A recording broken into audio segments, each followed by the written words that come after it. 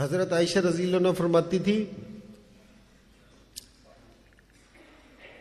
کہ 3 چاند نکل آتے تھے، ہمارے گھر میں چولہا نہیں جلتا تھا، کھجور پہ اور زمزم پہ گزارا ہوتا تھا، اور اللہ کے رسول کا گھر اتنا بڑا تھا کہ اگر سر سیدھا کرتے تھے تو پاؤں فولڈ کرنے پڑ جاتے تھے، پاؤں سیدھے کرتے تھے تو سر کو تھوڑا سا وہ کرنا پڑتا تھا۔ رات تہجد کے لیے اپنا بستر ہٹا کے اس پہ تہجد پڑھا کرتے تھے، اتنا بڑا تھا، اور دونوں جہان کے مالک۔ اور آخرت میں سکہ بھی صرف انہی کا ہی چلے گا۔ اب وہ کہ کامیاب نہیں ہوئے؟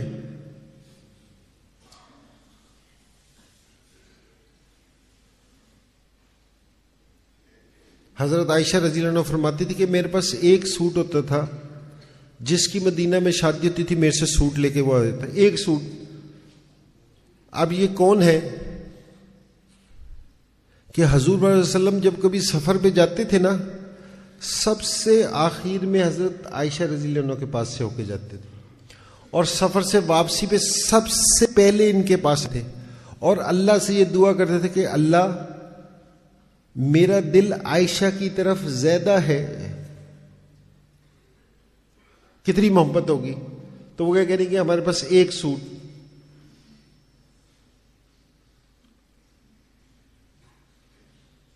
حضرت فاطمہ رضی اللہ عنہ کے حضور صلی اللہ علیہ وسلم کے پاس ایک دفعہ غلام آئے تو حضرت علی رضی اللہ عنہ نے کہا کہ حضور صلی اللہ علیہ وسلم کے سے غلام آئے، اگر تم جا کے اگر کچھ لے آؤ تو تمہارے لیے آسانی ہو جائے گی، کہ گھر کے سارے کام خود کرتی تھی کہ ہاتھ میں گڑے سے بن گئے تھے۔ تو گئی تو اللہ کے رسول کے پاس کچھ لوگ بیٹھے تھے تو واپسی آ گئی، تو اللہ کے رسول نے دیکھ لیا تھا حضور صلی اللہ علیہ وسلم نے۔ تو جیسے وہ مہمان چلے گئے تو حضرت فاطمہ رضی اللہ عنہ کی طرف گئے، تو جا کے پوچھا کہ بھئی آئی تھی خیریت؟ انہوں نے کہا کہ اللہ کے رسول میں یہ کام کر کر کے میرے ہاتھوں پہ گڑے پڑ گئے ہیں، پانی لا کے میرے یہاں کمر پہ نشان پڑ گئے ہیں، آپ کے پاس غلام آئے تھے تو اگر آپ مجھے ایک آدھا دے دیتی۔ اور حضرت فاطمہ رضی اللہ عنہ کون ہے کہ حضور صلی اللہ علیہ وسلم یہ فرماتے تھے کہ یہ کہتے تھے کہ جس نے فاطمہ کو تکلیف پہنچائی اس نے مجھے تکلیف پہنچائی، اور جس نے اللہ کے رسول کو تکلیف پہنچائی اس نے کس کو تکلیف پہنچائی؟ اللہ کو۔ ایسی محبت تھی۔ تو جس میں اللہ کے رسول نے یہ بات سنی نہ تو رونے لگ گئے، آنکھوں مبارک سے نہ آنسو۔ حضرت فاطمہ رضی اللہ عنہ بھی رو رہی ہیں، وہ بھی رو رہے ہیں۔ تو اللہ کے رسول کے لیے مشکل تھا کہ کوئی دعا کر دیتے، کوئی دعا دے دیتے تو رد ہونی تھی۔ اللہ کے رسول نے کیا بتایا؟ فاطمہ رضی اللہ عنہ نے کہا میری بیٹی رات کو سوتے ہوئے نا یہ 33 دفعہ سبحان اللہ پڑھ لیا کرو، 33 دفعہ الحمدللہ، اور یہ 34 دفعہ اللہ اکبر، اللہ تمہاری ساری تھکن دور کر دے گا۔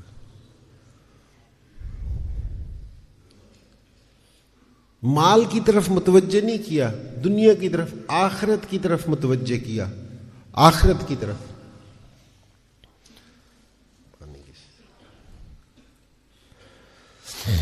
آخرت کی طرف متوجہ کیا کہ آخرت بن جائے کسی۔ تو ہمارے میں جو سارا مسئلہ ہے نا، ہم اس دنیا سے اس دنیا کو بنانے لگ گئے کہ اس دنیا سے کسی طرح ہماری دنیا بن جائے، حالانکہ اس دنیا سے آخرت بنانے کے لیے ہے۔ اور جس کی آخرت بننی شروع ہوتی ہے نا، اللہ اس کی دنیا بنا دیتے ہیں۔ جس کی آخرت بننی شروع ہوگی نا، اس کی پہلے دنیا بنے گی پھر آخرت بنے گی۔ وہ ہمارے علاقوں میں بھی ادھر بھی ٹھنڈ ہو جاتی ہے، جس ٹائم مریخ میں برف باری ہوتی ہے تو ادھر بھی ٹھنڈ ہو جاتی ہے نا، تو اس کی برف باری اس علاقے میں ہو رہی ہے، اثرات یہاں آ رہے ہیں، تو جس کے اوپر جنت بنتی ہے نا اس کے اثرات دنیا میں آتے ہیں، اللہ اس کی دنیا بنا دیتے ہیں۔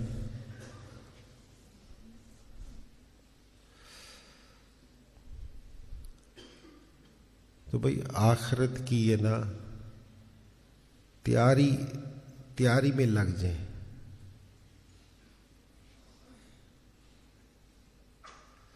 حضور پاک صلی اللہ علیہ وسلم نا جب یہ نماز میں جلسے میں بیٹھتے تھے نا، اللہ کے رسول نے جو ساروں سے زیادہ دعا مانگی ہے نا، جو ساروں سے زیادہ دعا مانگی ہے، اللہم انی اسألک الجنہ واعوذ بک من النار.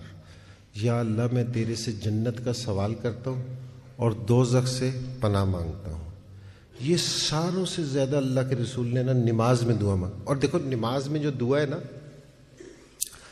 ویسے دعا مانگتے ہیں نا کہ جی وہ اوپر جاتی ہے، فرشتے لے کے جاتے ہیں. اللہ نماز میں جس ٹائم ہم کھڑے ہوتے ہیں الحمد شریف پڑھنی شروع کرتے ہیں، بندے اور اللہ کے درمیان ہے نا جو 70,000 پردے نا وہ ہٹ جاتے ہیں. اب وہ ہٹ گئے.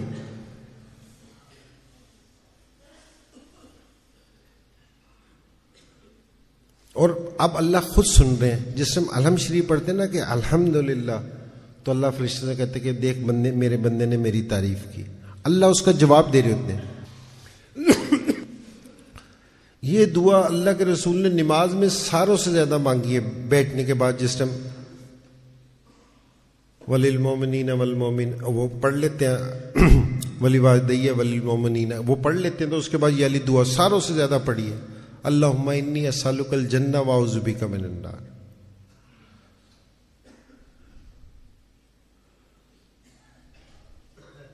کیا چیز مانگ رہے ہیں؟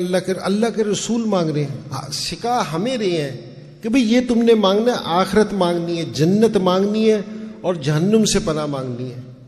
دو سجدوں کے درمیان اللہ کے رسول نے ایک دعا بتائی. اب جو دعا ہے نا وہ نماز کے بیچ میں اللہ سے مانگنا ہے. سجدوں کو ایک سجدہ کرنے کے بعد جس ٹائم بیٹھتے ہیں تو ایک دعا ہے، اللہم مغفر لی، اللہم مغفر لی، اللہم مغفر لی وارحمنی واہدینی واجبرنی وعافنی وارزقنی وارفعنی، کہ یا اللہ مجھے معاف فرما دے، یا اللہ مجھے معاف فرما دے، یا اللہ مجھے معاف فرما دے. اب اللہ سامنے ہے. وارحمنی، یا اللہ میرے پہ رحم فرما، واہدینی میرے دین میں برکت عطا فرما، واجبرنی، یا اللہ جو میری توڑ پھوڑ ہے اس کو جوڑ دے، وہ عافنی عافیت کے ساتھ، ورزقنی، یا اللہ میرے رزق میں برکت عطا فرما، ورفانی، یا اللہ مجھے بلند فرما.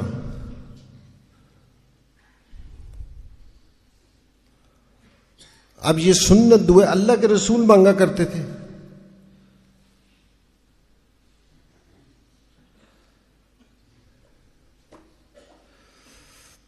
اب جس ٹائم رکوع میں سے سیدھے کھڑے ہوتے ہیں تو وہاں دعا پڑھتے ہیں. اور اس دعا کی میں نے اتنی فضیلت سنی ہے نا، اتنی فضیلت، حمدن کثیرن طیبن مبارکن فی، حمدن اللہ کی تعریف، کثیرن بے تحاشا، طیبن پاک. ایسا یہ طیبن ہے نا، ایسا پاک ہے کہ یہ صرف اللہ کے لیے استعمال ہوتا ہے، اور کسی بندے کے لیے نہیں استعمال ہو سکتا، اللہ کے لیے استعمال ہوتا ہے صرف. اور مبارکن پاکیزہ، اللہ کو اتنا پسند ہے کہ نماز میں اللہ سے دعا مانگو. ہماری نمازیں ہمارا کام نہیں بنا رہی کہ اللہ سے مانگ ہی نہیں رہے.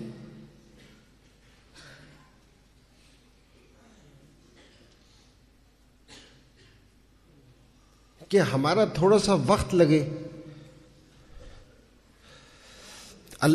جو 7 لوگ ہیں نا جن کو قیامت کے دن عرش کا سایہ نصیب ہوگا، ان میں سے ایک وہ بھی ہے جس کا دل مسجد میں اٹکا رہتا ہوگا، جس کا دل مسجد میں اٹکا رہتا ہوگا.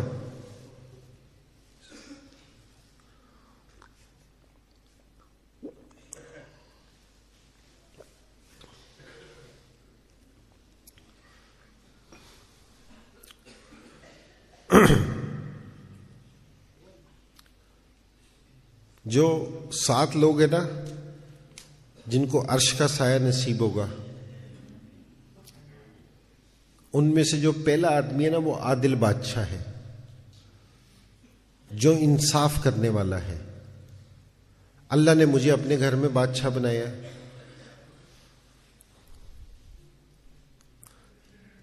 جس کی جتنی بڑی بادشاہت نہ اس کو حساب کتاب میں اتنی مشکل۔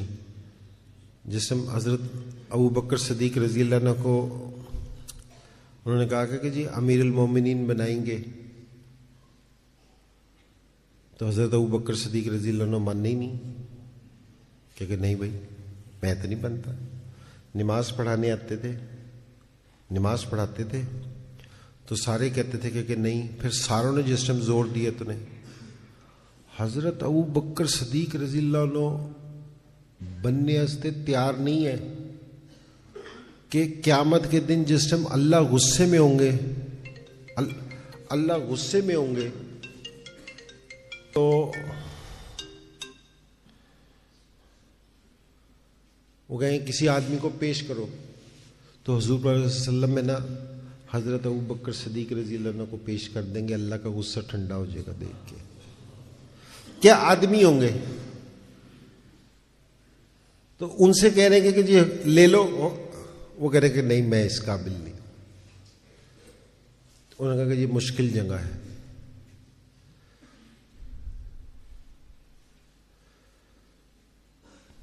تو ہم کیا کرتے ہیں، ہم بادشاہی بننے کے چکر میں رہتے ہیں۔ ہمارے یہاں کوئی وزیر اور کوئی وزیر اعظم کی دوڑ ہی نہیں ختم ہوتی۔ اپنے گھر کا حساب کہ بیوی کے ساتھ معاملہ صحیح کیا، انصاف کیا، بچوں کے ساتھ انصاف کیا، پڑوسیوں کے ساتھ انصاف کیا، رشتہ داروں کے ساتھ انصاف کیا، کہ ہم نے یہ عدل کیا، ماں باپ کا حق ادا کیا۔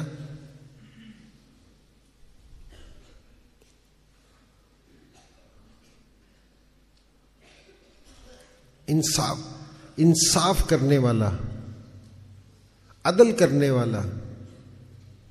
تو بھی عدل کرو کہ جو اللہ نے ہمیں دے رکھا ہے نا اس کے ساتھ انصاف کرو۔ ایمان سے اس دن عرش کے اللہ کے سائے کے سوا کوئی سایہ نصیب نہیں ہوگا۔ زمین ایسی گرم ہوگی کہ اس پہ پاؤں نہیں ٹکتے ہوں گے، اور اوپر سے سورج ایسی جگہ پہ ہوگا کہ اوپر سے گرمی برداشت نہیں ہوتی ہوگی۔ اور یہ جن کو عرش کا سایہ نصیب ہوگا نا، یہ مزے سے اٹکھیلیاں کر رہے ہوں گے، یہ مزے کر رہے ہوں گے۔ ماں اپنے بچے کو نہیں پہچاننے کی،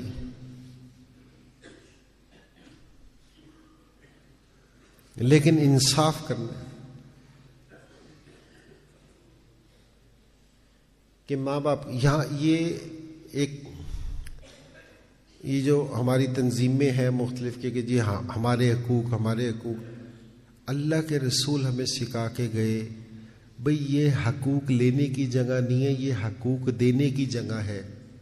یا ہم نے ماں باپ کے حقوق دینے ہیں، یا ہم نے بیوی کے حقوق دینے ہیں، یا ہم نے بچوں کے حقوق دینے ہیں، یہاں پڑوسیوں کے حقوق پورے کرنے ہیں، یہ جو ہمارے ساتھی ہیں ان کے حقوق پورے کرنے ہیں۔ یہ تو حقوق دینے کی جگہ ہے۔ ارے مسلمان تو اپنے حقوق اللہ سے لیتا ہے، اور ایمان سے جس ٹائم بندہ اپنے حقوق بندوں سے مانگتا ہے نا تو پھر اللہ بندے کو بندے کا محتاج کر دیتے ہیں۔ جو جس سے مانگتا ہے نا اللہ اس کو اس کا محتاج کر دیتے ہیں۔ ہم اللہ سے مانگیں گے نا تو اللہ اپنا محتاج ہمیں کریں گے کہ ہم اللہ کے محتاج ہو جائیں گے۔ جس ٹائم بندوں سے مانگتا ہے اللہ کے، اگر کوئی باپ اپنے بیٹے سے یہ توقع رکھے کہ یہ بڑا ہو کے میرا سہارا بنے گا، اللہ اس بیٹے سے اس باپ کو ذلیل کرائیں گے۔ اللہ کہیں گے ماں کے پیٹ میں عالم روح میں تجھے کس نے پالا؟ ماں کے پیٹ میں تجھے کون کھانا پہنچاتا تھا؟ جس ٹائم تو چھوٹا تھا تیری حفاظت کون کرتا تھا؟ تجھے بڑا ہو کے یہ تجھے آنکھیں کس نے دی؟ یہ تجھے کان کس نے دیے؟ یہ تجھے زبان کس نے دی؟ یہ ہاتھ تجھے کس نے دیے؟ یہ ٹانگیں تجھے کس نے دی؟ تیری دن رات حفاظت کون فرماتا ہے؟ تو اسی طرح انسان اللہ کے علاوہ کسی پہ بھی یقین کرے گا، اللہ اس کو اس سے ذلیل کروا دیں گے۔ اللہ کو یہ پسند نہیں کہ میرا بندہ میرے علاوہ کسی سے مانگے، اس کی نظر، اس کا دل میرے علاوہ کسی پہ جائے۔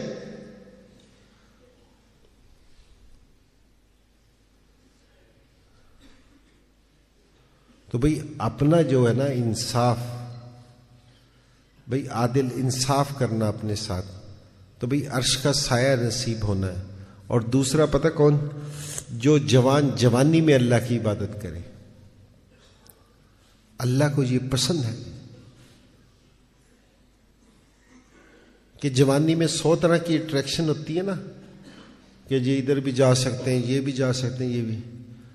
جس نے جوانی میں اللہ کی عبادت کر لی، اللہ کو ساروں سے زیادہ یہ پسند ہے ایمان سے۔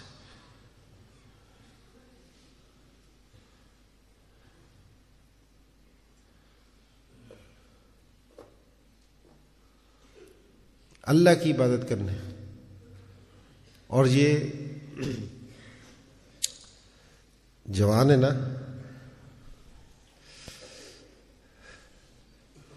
جو یہ جوانی میں نا یہ بد نظری ہے نا، یہ سالوں سے زیادہ ہوتی ہے۔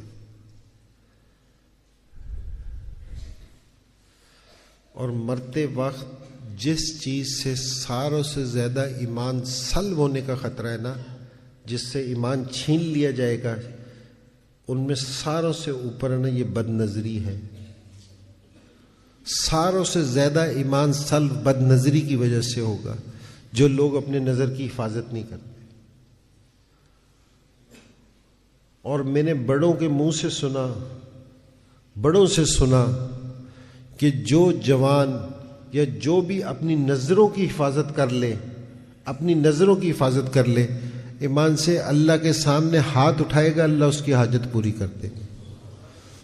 لیکن اپنی نظروں کی حفاظت کریں۔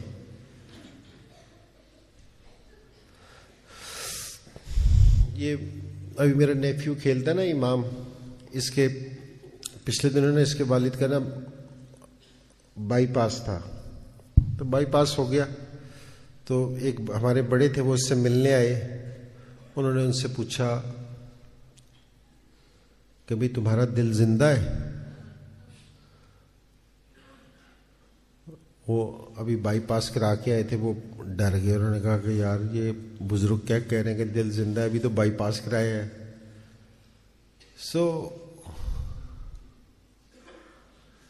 انہوں نے کہا کہ چلنا دوسری بات ہے، زندہ ہونا دوسری بات ہے۔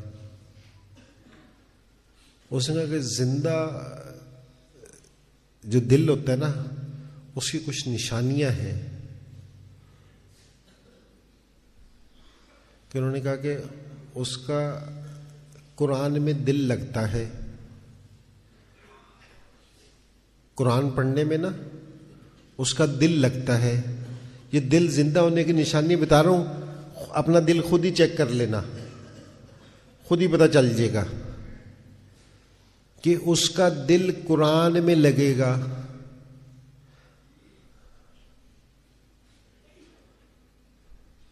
جہاں دوسری دل زندہ ہونے کی نشانی، جہاں اللہ اور اللہ کے رسول کی بڑائی بولی جا رہی ہوگی، وہاں اس کا بیٹھنے کو دل کرے گا۔ اور تیسری نشانی، جس ٹائم اکیلے میں ہوگا تو اس کا اللہ سے باتیں کرنے کو دل کرے گا۔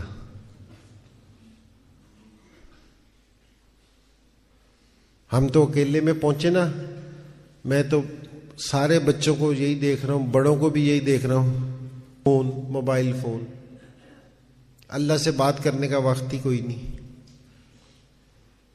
قرآن میں دل لگتا نہیں۔ گھر میں 10 قرآن شریف پڑھے ہیں، وہ گیٹ کے باہر چکر لگا رہے ہیں کہ جی کب اخبار آئے گا، صبح ہی صبح اٹھتے ہیں، نہ قرآن کھولا برکت ہوئی، یا تو فون کھول لیا یا ٹی وی کھول کے دیکھ رہے ہیں کہ جی کیا ہو رہا ہے۔ ارے جس نے کرنا ہے وہ بلا رہا ہے، اس کی طرف جاتے نہیں۔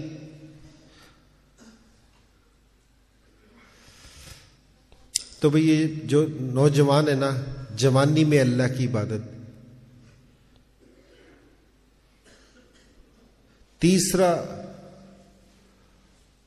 تیسرا وہ آدمی ہے جس کا دل مسجد میں اٹکا رہتا ہو، جس کا دل،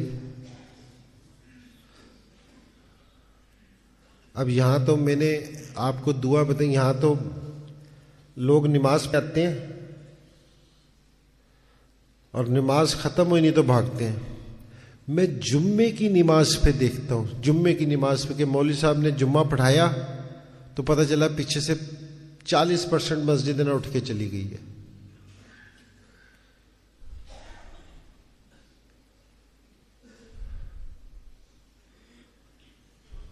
ہوئے میں بھی یہ جو نماز ہے نا، ہمیں نا اصل میں آنکھوں پہ نا پٹی بندھی ہوئی ہے ہمارے، اور ہم زندگی گزار رہے ہیں۔ شیطان کی پٹی ہماری آنکھوں پہ ہے جو ہمیں دیکھنے نہیں دے رہا، دوسری پٹی اس نے ہماری عقل پہ باندھ دی جو سمجھنے نہیں دے رہی۔ یہ جو اذان ہے نا، اذان اللہ کی طرف سے ہے، اللہ کی طرف سے اذان ہے کہ اللہ بلا رہے ہیں،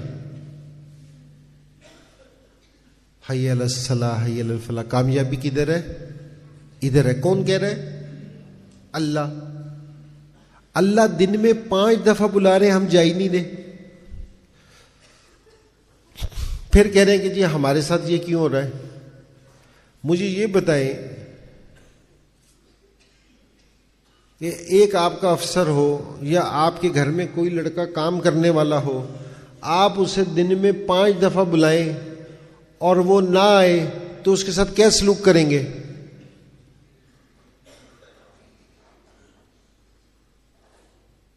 کہیں گے چل بھی تیری چھٹی ختم، کہیں گے یا نہیں کہیں گے؟ اور یہاں اللہ سالوں سال سے بلا رہے ہیں، دن میں 5 دفعہ بلاتے ہیں اللہ کہ میرے بندے میرے پاس آ جا، تیری کامیابیاں ادھر ہیں، تیری ساری مشکلوں کا حل ادھر ہے۔ اللہ کہہ رہے ہیں کہ اللہ بلا رہے ہیں، بندہ پھر نہیں جا رہا۔ بندہ کہہ رہا ہے کہ جی میں یونیورسٹی میں ہوں، میں نوکری پہ ہوں، میں دکان پہ ہوں، میں اور سعید انور ہے نا، ہم آزاد کشمیر میں وقت لگا رہے تھے، تو سعید بھائی ایک دکان پہ نا دعوت دینے گئے۔ وہ 24-26 سال کا لڑکا تھا، اس کا سٹور تھا، بڑا چلتا تھا۔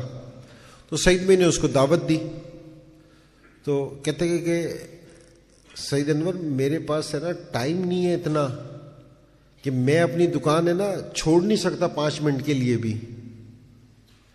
بھئی ظہر کی نماز کے بعد گشت پہ نکلے تھے، عصر کی نماز پہ خبر آ گئی کہ جی اس کا نماز جنازہ ہے۔ میں کہ چل بھئی تو 5 منٹ کے لیے وقت نہیں دے سکتا تھا، اب بتا کیا کرے گا؟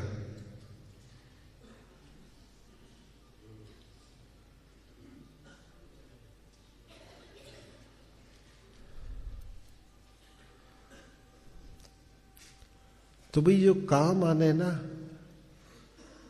وہ یہ والی چیزیں اللہ خود برکت دے دیں گے۔ یہ بھی ہو سکتا ہے کہ جو اللہ کا کام کرے، اللہ کہیں گے اب تیری روزی تنگ کر دوں گا میں۔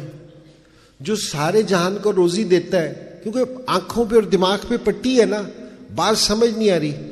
جو سارے جہان کو روزی دیتا ہے، ہم اس کی بات مانیں گے تو وہ ہماری روزی چھین لے گا، جو نافرمانی کی زندگی گزارے گا اس کی روزی کھول دے گا۔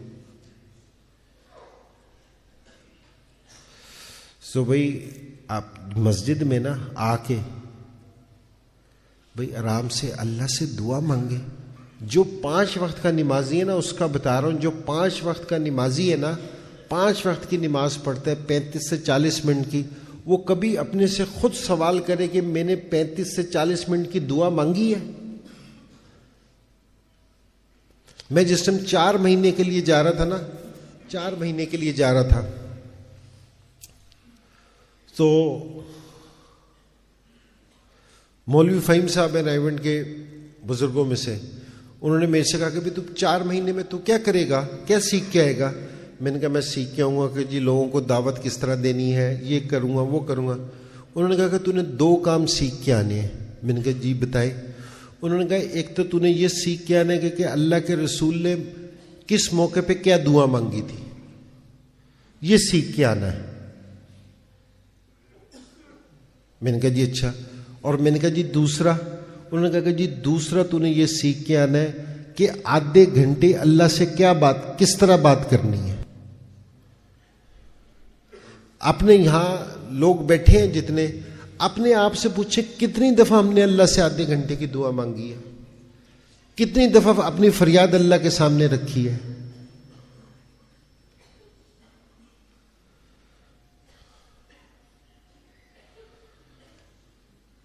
اللہ کیا کہہ رہے ہیں کہ جس ٹائم کوئی مشکل آئے نا، کوئی مشکل آئے اس کا استقبال کس طرح کرو۔ اللہ کہہ رہے ہیں کوئی مشکل آئے اس کا استقبال کس طرح کرو۔ ایک مشکل آ رہی ہے اوپر سے اس کا استقبال، کہ جب میری طرف سے کوئی مشکل آئے تو اس کا استقبال کس طرح کرو، عاجزی کے ساتھ، دعاؤں کے ساتھ، کہ اللہ کے سامنے جھک جو، اللہ سے دعا مانگو۔ یہ اللہ کہہ رہے ہیں کہ میری طرف سے مشکل آئے تو اس کا استقبال کس طرح کرنا ہے۔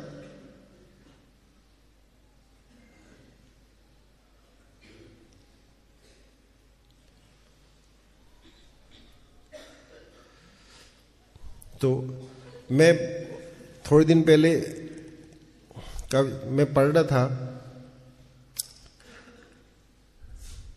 کہ اب دعائیں تو ہم نے سیکھی نہیں۔ میں تو سوچ رہا تھا کہ یہ میں نے اپنے کرکٹ کے وقت میں سیکھی ہوتی تو مجھے کتنا فائدہ ہوتا۔ ایک صحابیہ تھی، ان کو اپنے میاں سے بہت محبت تھی، بہت۔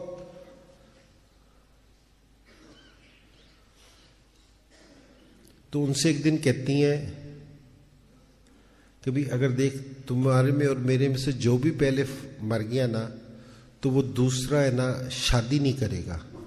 تو صحابی تھے دوسرے، انہوں نے کہا کہ نہیں بھی اللہ کے رسول نے ایک دعا سکھائی ہے،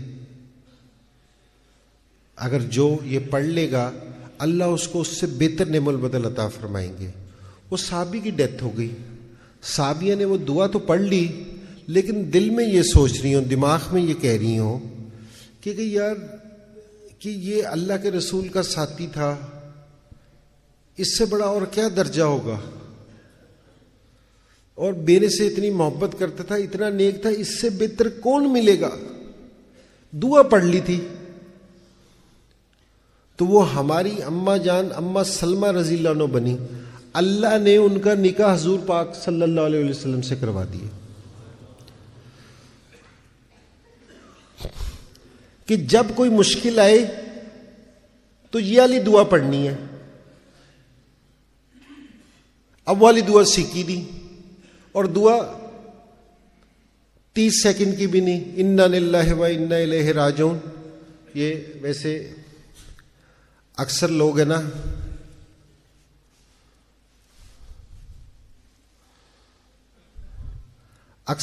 نا یہ مرنے پہ دعا پڑھ دیتے ہیں، یہ کسی کے نقصان کی دعا ہے۔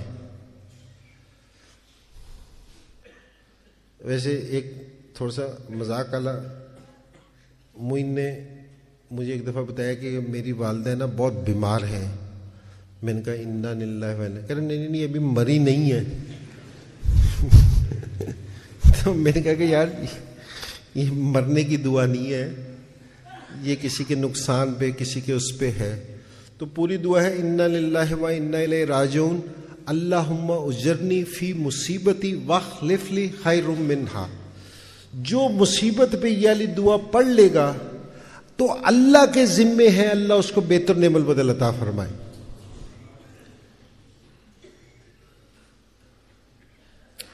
پچھلے دنوں نا میں یوسف اور نعیم بھائی ہم نا کینیڈا گئے ہوں، تو ہم نے ایک سوٹ کیس خریدا اور اس میں ہم نے ساروں نے شاپنگ کر کے نا اس سوٹ کیس میں ڈال دی, اور سوٹ کیس بھول آئے. اب ہم اپنے جہاں ٹھہرے ہوئے تھے وہاں پہنچ گئے واپسی تینوں, اور سوٹ کیس بھول آئے. تو بڑے پریشان, کافی شاپنگ تھی. میں نا اندر لیٹا ہوا تو میرے پاس آئے, کہہ رہے تو پریشان نہیں. میں نے کہا بھائی میں نے تو یہ والی دعا پڑھ لی ہے. میں نے کہا آپ لوگ بھی پڑھ لو, اللہ اس سے بہتر نعم البدل اللہ تعالیٰ فرمائے گا. میں نے کہا بھائی یہ دعا پڑھی, بھائی 25 منٹ کے بعد ایک آدمی نا ہمارا سوٹ کیس اٹھائے ہوئے آ رہا ہوگا کہ جی یہ آپ کا سوٹ کیس, مجھے پتا تھا کہ یہ گم ہو گیا تو یہ لے لیا آپ اپنا. بھائی سیکھو تو صحیح.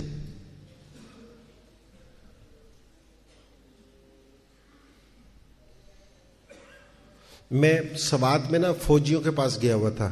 میرا ایک بھانجا نا فوج میں ہے, تو میں اس سے ملنے گیا تو وہاں انہوں نے کہا کہ جی آپ ذرا ہمارے سے بات کریں. تو میں نے ان سے کہا کہ وہاں میں نے دیکھا کسی کا وہ بیچارے آپریشن ہو رہا تھا تو اس میں کافی نقصان ہوا تھا ان کو, کسی کو کہیں نقصان تھا. میں نے کہا دیکھو اللہ کے رسول نے ایک دعا بتائی ہے, اللہم عافانی میں مبتلا کا بھی و فضلانی اللہ کثیر ممن خلق تفضیلا. جو یہ دعا پڑھ لینا کسی کو مشکل میں دیکھ کے, کوئی بیمار ہے, کسی کا ایکسیڈنٹ ہو گیا, کسی کا بازو نہیں ہے, کسی کی ٹانگ, کسی بھی مشکل میں دیکھ لے, یہ دعا پڑھ لینا, اللہ ساری زندگی اس کو اس دعا میں, اس مشکل میں نہیں ڈال لیں گے.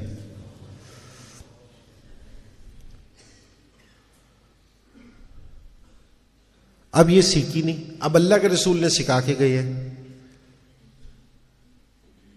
اب جس ٹائم گھر میں بندہ داخل ہوتا ہے نا, اتنے سارے فون آتے ہیں کہ جی میرے بچے کے لیے دعا کرنا, کہ جی یہ ذرا اس کو یہ والی پرابلم ہو گئی, یہ والی پرابلم ہو گئی. انسان جس ٹائم گھر میں داخل ہوتا ہے نا, گھر میں داخل ہوا, اب گھر میں داخل ہونے کی دعا ہی نہیں پڑی, شیطان بھی اس کے ساتھ گھر میں داخل. پھر اس نے کھانا کھانے کے لیے بیٹھا, پھر کھانا کھانے کی دعا نہیں پڑی. شیطان اس ٹائم کہتا ہے کہ اچھا گھر ہے, رہنے کو بھی جگہ مل گئی, کھانے کو بھی جگہ مل گئی. تیسری چیز جو یہ شکایت ہے, جس ٹائم بندہ اپنی بیوی کے پاس جاتا ہے نا ہم بستری کے لیے, تو ہم بستری کی دعا نہیں پڑھتا, تو شیطان بھی اس کے ساتھ شامل ہو جاتا ہے. بھئی یہ اللہ کے رسول نے موقع موقع کی دعائیں بتائی ہیں. ایسا تو نہیں ہے کہ بس اپنا دل کیا تو سیکھ لو, نہیں تو چلو جی کوئی ایسی بات نہیں.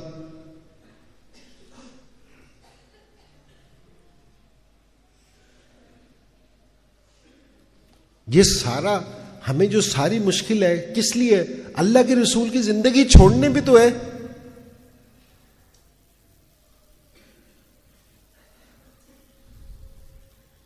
تو بھئی موقع موقع کی دعائیں سیکھنا, اللہ سے دعا کرنا, اس مسجد میں دل لگانا کہ یہاں آئے ہو اللہ سے دعا مانگ کے جاؤ, اس کو آباد کرو, اللہ کے گھر کو, اللہ کا گھر کو آباد کرو گے, اللہ تمہارے گھر کو آباد کر دیں گے. اللہ کے گھر کو ویران کرو گے, اللہ تمہارے گھروں کو ویران کر دیں گے. پچھلے 4 سے 5 سال پہلے رائیونڈ کے اجتماع میں انہوں نے بتایا تھا کہ 3 سے 4% مسجد کے نمازی ہیں.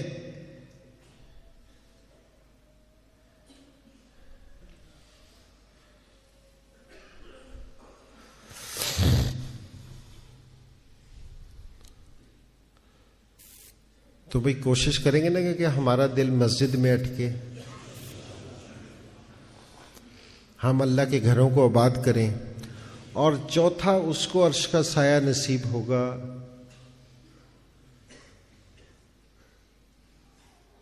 جو کسی حسب نسب والی عورت کو دیکھے, کوئی حسب نسب والی عورت اسے اپنی طرف متوجہ کرے اور وہ کہے مجھے اللہ کا ڈر مانے ہے, یعنی کہ مجھے اللہ کا ڈر ہے, میرا اللہ مجھے دیکھ رہا ہے.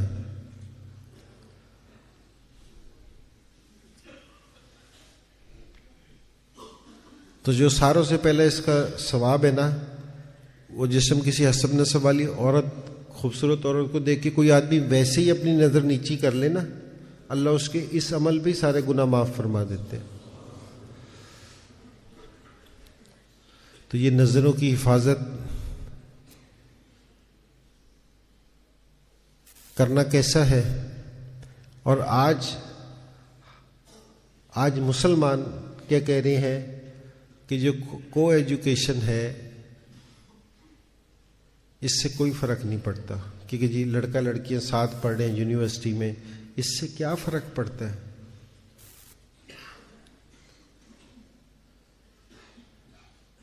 میں نے اپنے بیٹے کو اسکول سے اٹھایا تو میرے سے پرنسپل آئی، کہہ رہے کہ انضمام وجہ بتاؤ مجھے، وجہ بو۔ میں خاموش رہا، ایک دفعہ دو دفعہ، میں نے کہا بس میں، تیسری دفعہ میں نے کہا ایک وجہ بتاؤں، اس نے کیا؟ میں نے کہا اللہ کے رسول نے منع کیا۔ بس مسلمان کے لیے اس سے آگے بھی کوئی وجہ ہے کہ بھی اللہ کے رسول نے منع کیا ہے، ہم کس طرح کر سکتے ہیں؟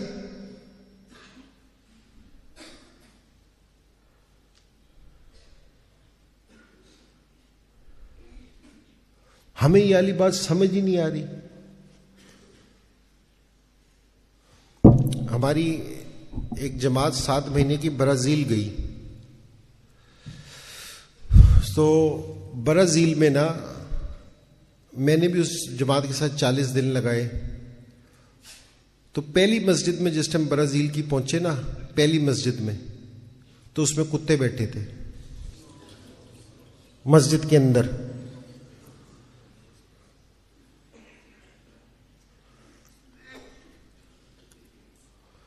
تو جماعت والوں نے وہ مسجد کو، کتوں کو باہر نکالا، مسجد کو پاک کیا۔ اب ڈھونڈا کہ بھئی یہاں کوئی مسلمان ہو، تو پتہ چلا کہ جی یہ ایک ڈیوڈ آدمی ہے نا، اس کو پہلے داؤد کہتے تھے، داؤد سے ڈیوڈ بن گیا۔ اور برازیل ہے نا، وہ جس طرح ہم پاکستان والے یورپ کو کہتے ہیں نا بڑا ایڈوانس ملک ہے، یورپ والے برازیل کو کہتے ہیں کہ جی وہ بہت ایڈوانس ملک ہے۔ تو یہ اس کے گھر چلے گئے عشاء کی نماز پڑھ کے، 3-4 جماعت کے ساتھی۔ تو وہ بندہ جس سے باہر آیا، اس کے پیچھے پیچھے اس کی بیوی بھی تھی، اس نے برازیلین بیوی سے شادی کر رکھی تھی، عرب تھا وہ۔ تو اس کی بیوی نے ان سے پوچھا کہ یہ کون لوگ ہیں؟ اس نے کہا یہ مسلمان ہیں۔ اس نے کہا وہ تو تم بھی ہو۔ اس نے کہا نہیں یہ سچ مچ کے مسلمان ہیں۔ اچھا۔ اس نے کہا کہ یہ پاکستان سے تمہارے سے یہ علی کیا بات کرنے آئے ہیں؟ اس نے کہا یہ مجھے دعوت دینے آئے ہیں۔ اس نے کہا یہ اتنی دور سے تمہیں دعوت دینے آئے ہیں؟ اس نے کہا ہاں۔ اس نے کہا میں بھی سنوں گی۔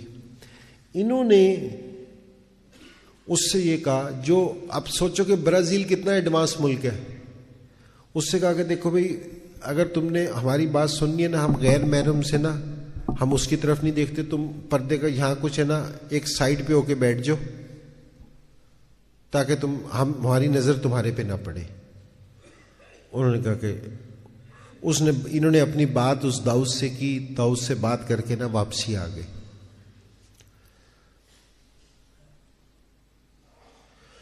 یہ صبح ہی صبح ہے نا داؤد ہے نا فجر کی نماز میں نا کیک بنا کے لے کے آیا۔ اس نے کہا کہ جی یہ میری بیوی نے نا ساری رات کھڑے ہو کے آپ لوگوں کے لیے بنایا ہے، اور اس نے رات کلمہ پڑھ کے مسلمان ہو گئی ہے۔ اس نے کہا کہ بھئی کلمہ پڑھ کے مسلمان ہو گئی، اس نے کیسی اس کو ہماری بات لگی؟ اس نے کہا اس نے پہلی دفعہ ایسے مرد دیکھے جس نے ان کو دیکھ کے نگاہ نیچی کر لی۔ اللہ کے رسول کی ایک سنت کو زندہ کرو نا تو غیر مسلم مسلمان ہو جاتے ہیں۔ اور آج مسلمانوں کے دل پہ ہے نا، مسلمانوں کے دل پہ اثر نہیں ہوتا، وہ کہتے کہ نہیں کوئی بات نہیں، کوئی ایجوکیشن ہے تو کیا، اس میں کیا ہے؟ ارے بھائی اللہ کے رسول نے منع کیا ہے۔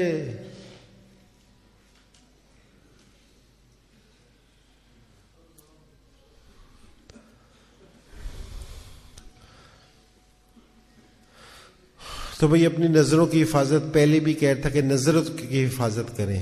یہ نظر ہے نا، یہ ساری برائی کی جڑ ہے. تو یہ اپنی نظر کی حفاظت کرے. انشاءاللہ کوشش کریں گے نا اس چیز کی؟ جی. اور 5واں جی وہ آدمی ہے جو اللہ کے لیے ہی اجتماع کرے اور اللہ ہی کے لیے جدائی. جس طرح ہم یہاں اکٹھے ہوئے نا، ہمارا ایک دوسرے سے کوئی کام ہے نہیں بھائی. ہم اللہ کے لیے اکٹھے ہوئے ہیں کہ جی اللہ اور اللہ کے رسول کی بات سنیں گے اور اللہ کے لیے جدا ہو جائیں گے. جہاں سے انشاءاللہ ارادہ کر کے نکلیں گے کس چیز کا؟ کہ بھئی ایک تو اللہ سے توبہ مانگ لیں گے اپنے گناہوں کی، اور یہ نیت کر کے یہاں سے نکلیں گے کہ بھئی آج سے اللہ کے رسول کے کام کو کام بنا کے زندگی گزارنی ہے، اللہ کے حکموں پہ زندگی گزارنی ہے. یہ جو لوگ ہیں نا، اکثر آپ دیکھتے ہوں گے، آتے ہوں گے یہ دو دو کی ٹولی میں کہ جی مسجد سے آئے ہیں، دعوت دینے آئے ہیں کہ جی سن لو. ان کو چھوٹی چیز نہ سمجھنا، اس کو چھوٹا کام نہ سمجھنا. حضور صلی اللہ علیہ وسلم یہ کیا کرتے تھے، ایک ایک کے دروازے پہ جا کے دعوت دیا کرتے تھے. حضرت علی رضی اللہ عنہ چھوٹے سے ہوتے تھے، وہ اللہ کے رسول کا وہ دروازہ کھٹکھٹایا کرتے تھے. حضرت ابوبکر صدیق رضی اللہ عنہ اللہ کے رسول کا تعارف کراتے تھے، اللہ کے رسول دعوت دیا کرتے تھے ایک ایک کے دروازے پہ جا کے. اور سارے نبیوں کی یہ سنت ہے، لوگوں کو اللہ کی طرف بلانا، لوگوں کے پاس جا کے لوگوں کو اللہ کی طرف بلانا. ہماری مسجد میں نا، میں کینٹ میں، لاہور کینٹ میں رہتا ہوں، ہماری مسجد میں نا ایک جماعت آئی، اس میں عرب بھی تھے. تو میں اور کرنل صاحب نے اس عرب کے ساتھ بیٹھے تھے. ہم نے اس عرب سے پوچھا کہ جی آپ اس جماعت میں کس طرح لگے، آپ تبلیغ میں کس طرح لگے؟ تو اللہ کا یہ فضل ہے، عرب نمازی تو آدمی ہوتے ہیں نا، نماز تو پڑھتے ہیں جہاں بھی ہوں. تو اس نے کہا کہ میں ایک دن مسجد میں نماز پڑھنے آیا تو مسجد میں اور لوگ نہیں تھے، جماعت آئی ہوئی تھی. انہوں نے ہمارے سے کہا کہ جی ہمیں گشت کراؤ. کہہ رہے کہ جی اب میرا دل کوئی نہیں تھا انہیں گشت کرانے کو کہ جی میں گشت کراؤں، کیا کروں. کہہ رہے لیکن میں پھنس گیا ان سے. کہہ رہے کہ جی میں ایک گھر پہ لے گیا انہیں، دروازہ کھٹکا کے نا، کھٹکھٹا کے، کہہ رہے جی میں غائب ہو گیا پیچھے سے، ان کو چھوڑ کے میں غائب ہو گیا.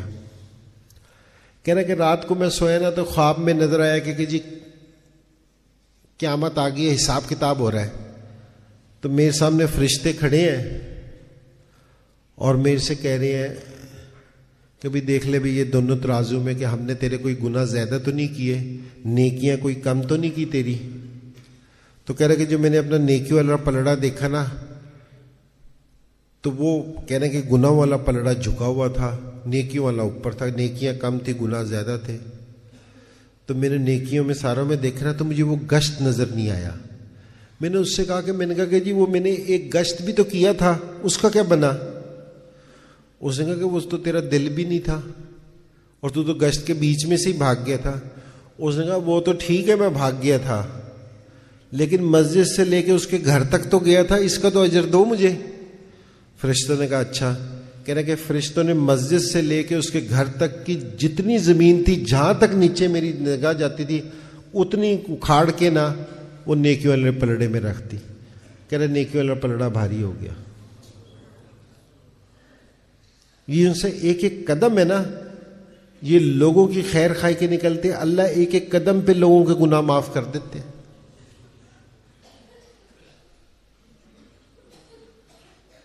میں حاجی عبد الوہاب صاحب کے پاس جتنی دفعہ گیا ہوں نا، میں نے ان سے کہا کہ جی دعا کر دے میرے لیے. ان سے کہا کہ عمومی گشت کرتے ہو، مسجد کا گشت کرتے ہو، یعنی کہہ رہے اس میں دعا مانگا کرو، اللہ اس میں قبول کرتے ہیں. یہ لوگوں کے پاس جانا نا، ان کی خیر خواہی کے لیے، صرف اللہ کے لیے جانا،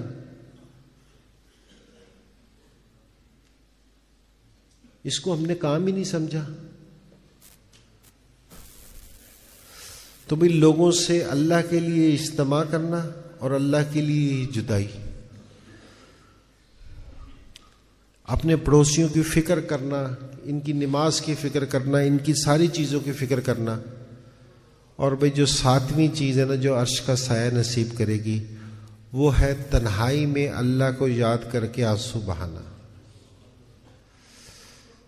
یہ ساتویں چیز ہے۔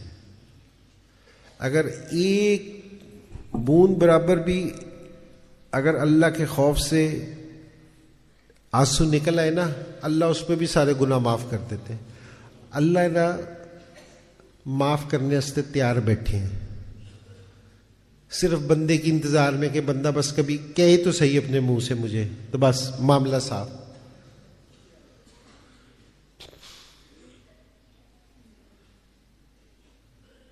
تو تنہائی میں اللہ کو، تنہائی میں نے کہا کس ٹائم؟ تہجد کے ٹائم ہے۔ اور دیکھو ہم سارا دن ہے نا، دیکھو میں کس چیز کی آنکھوں پہ ہماری پٹی، یہ نہیں کہ آپ کی پٹی، ہماری میری آنکھوں پہ پٹی ہے، میرے دماغ پہ پٹی ہے، میرے دل پہ پٹی ہے۔ پورا دن خوار ہوتے ہیں کہ جی ادھر مارے مارے پھر رہے ہیں، ادھر مارے مارے پھر رہے ہیں کہ جی رزق ہو جائے، کسی طرح یہ ہو جائے۔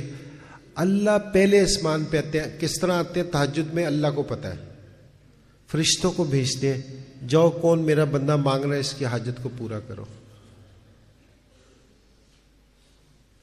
پتہ چلتا ہے سارے ہی سوئے پڑے ہیں، کوئی مانگنے والا ہی نہیں ہے۔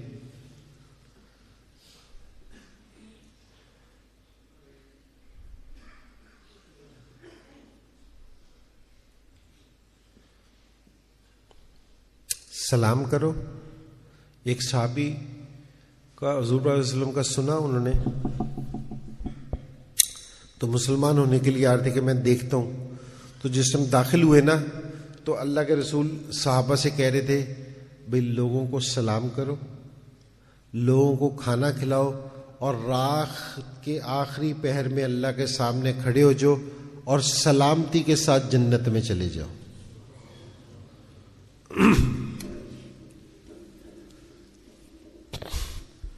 کبھی یہ نہیں ہوا کہ حضور صلی اللہ علیہ وسلم نے لوگوں کو پہلے سلام نہ کیا۔ ہم تو کہہ رہے ہیں کہ یہ چھوٹا ہے، اس نے مجھے سلام نہیں کیا۔ اللہ کے رسول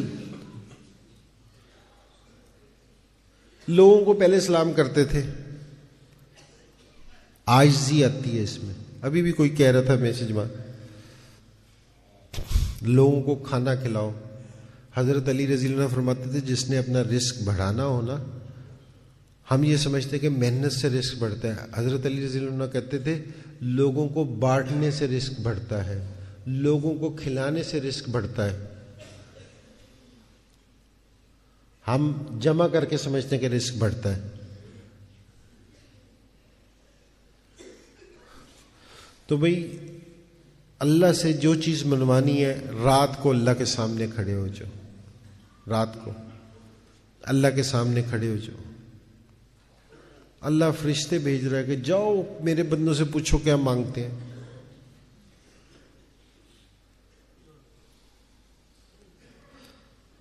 تو بھئی یہ 7 چیزیں تھیں۔ دیکھو بھئی اللہ کو راضی کر لو، اور اللہ تھوڑی سی محنت میں راضی ہو جاتے ہیں، تھوڑی سی محنت میں۔ ورنہ شیطان نے دھوکہ دے رکھا ہے۔ میں اور سعید میں نا کوئٹہ میں وقت لگا رہے تھے، کوئٹہ میں نا ہم وقت لگا رہے تھے، تو ہم نے آئی جی کو دعوت دینے، ہم نے آئی جی سے بات کی۔ آئی جی نے کہا کہ جی شام کو میرے گھر آ جائے، تو وہاں میں اور بھی دوسرے لوگ بلا لوں گا، تو وہاں ہے نا پھر آپ ہے نا ہمیں دعوت دے۔ ہم جس میں آئی جی کے گھر شام کو پہنچے تو آئی جی ہمیں، مجھے اور سعید انور کو دیکھ کے کہتے ہیں میں تو بہت نیک آدمی ہوں، میں ٹی وی پہ فلاں پروگرام دیکھتا ہوں، میں ٹی وی پہ فلاں پروگرام دیکھتا ہوں، میں ٹی وی پہ فلاں پروگرام دیکھتا ہوں، تو میں نیک ہو گیا ہوں۔ تو میں نے اور سعید میں نے کہا کہ ٹھیک ہے، صحیح کہہ رہے ہوں گے آپ۔ تو سعید بھائی ان کو دعوت دینے لگ گئے، تو میں بیٹھا تھا ساتھ۔ تھوڑی دیر کے بعد ہے نا 10-15 منٹ کے بعد ہے نا وہ آئی جی کے نا 2 بیٹے آئے، 16, 18 سال کے ہوں گے۔ اس نے آتے کہا کہ ہم نے آپ لوگوں جیسا پلیئر بننا ہے، تو بتاؤ ہم کیا کریں؟ میں نے کہا بڑا آسان ہے، میں نے کہا کسی بھی ویڈیو شاپ پہ چلے جاؤ, ہماری کیسٹیں ملتی ہیں, وہ لگا کے ٹی وی پہ دیکھو تو ہمارے جیسے پلیئر بن جاؤ گے. اس نے کہا یہ کس طرح ہو سکتا ہے ٹی وی دیکھ دیکھ کے پلیئر بن جائے؟ میں نے کہا تیرا باپ دیندار بن گیا, تو پلیئر بھی نہیں بن سکتا. اب کیسی پٹی ہے آنکھوں پہ, شیطان نے کیسی پٹی بنا رکھی ہے. جس دین میں اللہ نے دونوں جہان کی کامیابی رکھی ہے نا, وہ گھر بیٹھے بیٹھے آ جائے گا. اور 10 روپے کمانے کے لیے نا تو محنت کرنی پڑے گی. جس دین کے لیے اللہ کے رسول نے اپنا خون بہا ہو, صحابہ نے اپنا گھر بار چھوڑا ہو, بیوی بچے چھوڑے ہو, وہ والا دین ہماری زندگی میں گھر بیٹھے ہوئے آ جائے گا. اس کے لیے کوئی محنت نہیں ہے. انضمام الحق بننے کے لیے, کرکٹر بننے کے لیے ایک محنت ہے. میں جس ٹائم ملتان میں کھیلتا تھا نا, ملتان کی گرمی مشہور ہے, میں جس ٹائم کھیلتا تھا نا ملتان کی گرمی میں, ایمان سے لوگ موٹر سائیکلوں پہ نا گلے تولیے رکھ کے جاتے تھے, سائیکلوں پہ جا رہے ہوتے تھے, دوسری چیزوں پہ گلے تولیے سروں پہ. میں گراؤنڈ میں کھیل رہا ہوں تو پاگل کے نعرے لگا کے جاتے تھے ہم جو بچے کھیلے کہ پاگل ہو گئے یہ. میں نے اس فیلڈ کی ذلت اٹھائی ہے, میں نے اس فیلڈ میں مشقت کی ہے, تو پھر یہاں اللہ نے پہنچایا ہے. یہ نہیں کہ گھر بیٹھے بیٹھے میں کرکٹر بن گیا, نہیں, ایسا نہیں ہو سکتا.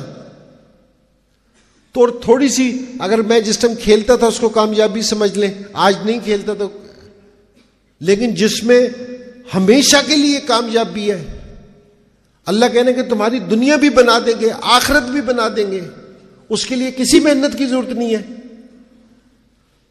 یہ دماغ پہ پٹی نہیں ہے, یہ آنکھوں پہ پٹی نہیں ہے, یہ بات سمجھ نہیں آ رہی.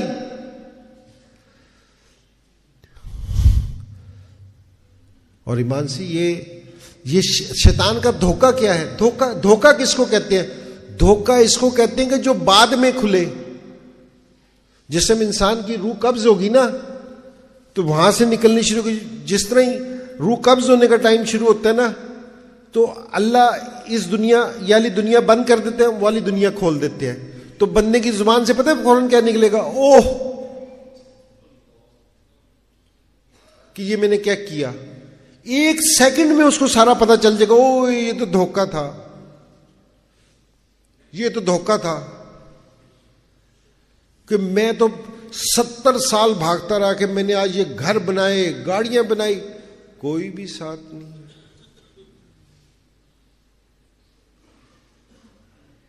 بچے بھی دفنا کے آ جائیں گے.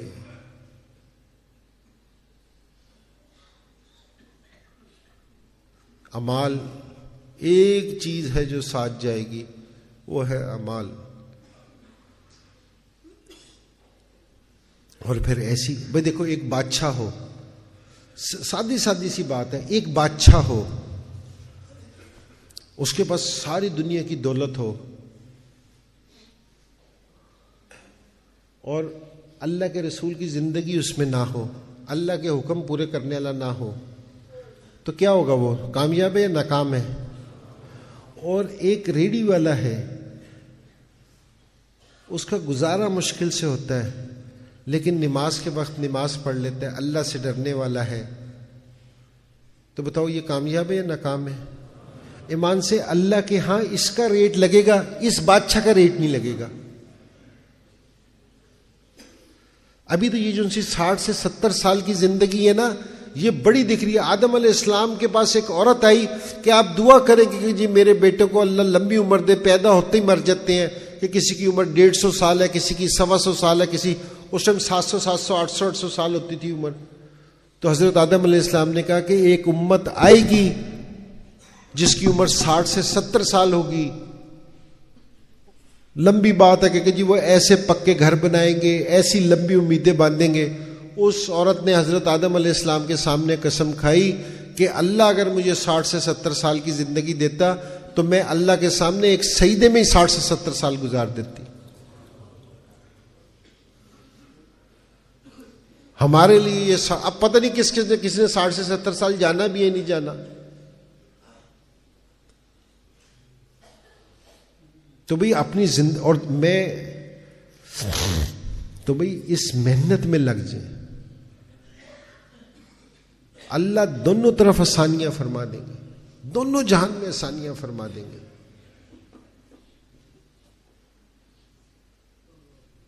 یہ شیطان کا دھوکہ ہے نا۔ اور دیکھو بھئی یہ جو سی ہماری مشکلیں ہیں نا، ہماری مشکلیں، یہ اللہ ہمارے سے زیادہ بہتر جانتے ہیں۔ اللہ تو صرف دیکھ رہے ہیں کہ جی یہ کیا کرتا کیا ہے۔ جس ٹائم کوئی آدمی مرتا ہے نا، یا کہ چلو مرنے کو چھوڑو، کسی کی شادی ہوتی ہے، کسی کی دیر تو نہیں ہوگی، جب کوئی کسی آدمی کی شادی ہوتی ہے تو اللہ دیکھ رہے ہوتے ہیں، اللہ دیکھتے ہیں کہ بھئی یہ میرے محبوب کے طریقے کے مطابق شادی کرے گا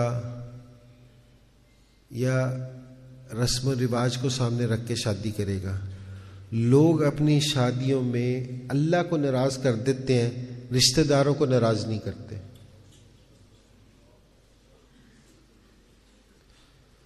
اور نہیں جی مہندی ہو گئی، مہندی نہ ہوگی تو پھر کیا کہیں گے لوگ؟ کبھی یہ بھی سوچا کہ اللہ کیا کہیں گے؟ کل اللہ کے رسول سے ملاقات ہوگی، اللہ کے رسول نہیں بتائیں گے کہ میں نے اپنی شادی کر کے، اپنی بیٹیوں کی شادی کر کے تمہیں نہیں دکھایا تھا کہ شادی کس طرح کرنی ہے؟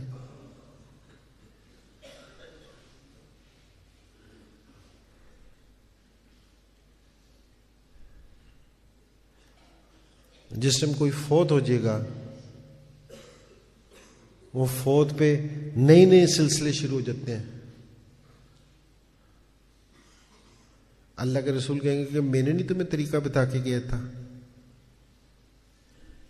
اللہ نے میرے طریقے کی حفاظت نہیں کی تھی؟ یہ اللہ کے رسول کی زندگی ہمارے تک پہنچی، کس نے حفاظت کی ہے؟ اللہ نے، کیونکہ جی وہ فلاں اس طرح کرتا تھا، جی فلاں۔ ارے بھائی اللہ نے اللہ کے رسول کی زندگی ہمارے سامنے رکھ دی ہے، کبھی مرنے پہ یہ کرنا ہے۔ اور یہاں کیا صورتحال ہے؟ ایک باپ کے 5 بیٹے ہوں گے، 40 سال کا، 35 سال کا، 30 سال کا، بڑے بڑے شادی شدہ بیٹے۔ باپ کا جنازہ سامنے پڑا ہے، وہ مولوی صاحب کو ڈھونڈتے پھر رہے ہوں گے کہ جی وہ کوئی نہلا دے، کوئی نماز جنازہ پڑھا دے۔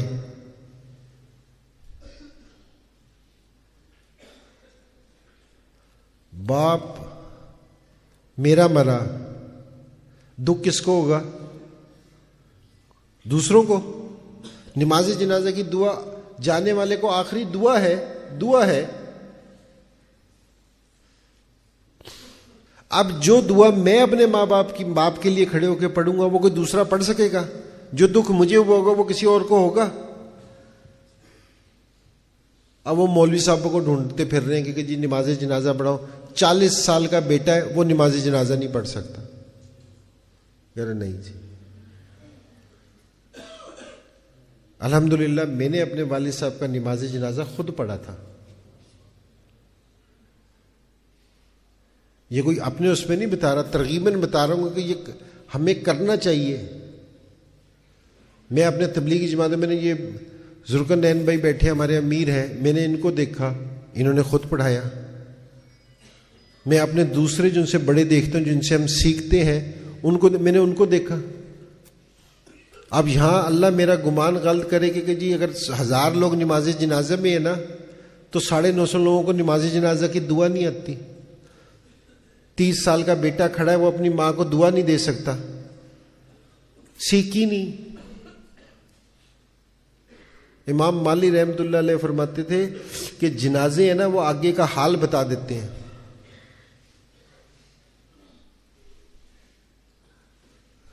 جو دیندار لوگ ہوں گے نا، دینداروں کا بھی کبھی جنازہ دیکھنا، ان میں دیندار لوگ آئے ہوئے ہوں گے۔ کسی بے دین کا بھی نماز جنازہ دیکھنا، اس میں بے دین لوگ آئے ہوئے ہوں گے۔ تو جس ٹائم ہم ہوں گے نا، تو ہمارے جنازے پہ بھی یہی صورتحال ہوگی۔ تو بھائی اپنی زندگی کو ہے نا، اپنی زندگی کو